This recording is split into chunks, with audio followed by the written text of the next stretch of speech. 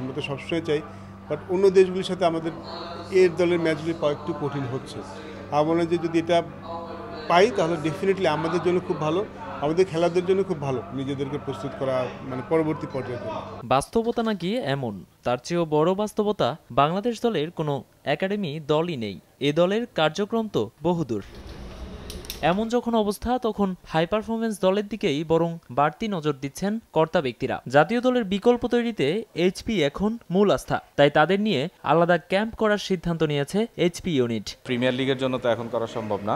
Premier লিগটা শেষ হওয়ার পরে প্লেয়ারদেরকে একটা রেস্ট অ্যান্ড রিকভারি ব্রেকের পরে আমরা মের 18 তারিখ থেকে শুরু করার প্ল্যান করছি। এইচপির ম্যাচ খেলার প্রয়োজন হয়, প্লাস যেন দুইটা টিমে বিভক্ত বিভিন্ন ফর্মে প্র্যাকটিস করা যায় এবং আরও বেশি অপশন আমরা পাই, তার জন্য এই ধরনের একটা প্ল্যান করা হচ্ছে 24 থেকে 25 জন।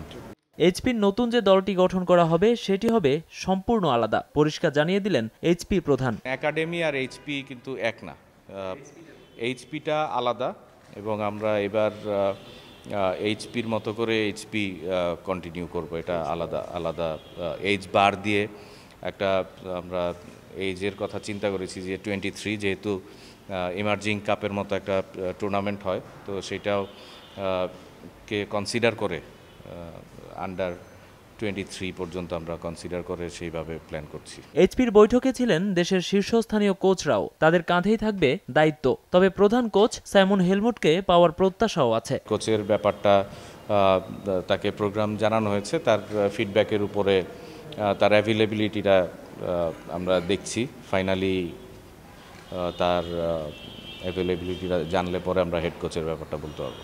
সবকিছু ঠিক থাকলে শ্রীলঙ্কার বিপক্ষে দ্বিপাক্ষিক সিরিজ দিয়ে শুরু হবে এইচপি দলের যাত্রা। নোমান আব্দুল্লাহ, সময় সংবাদ, ঢাকা।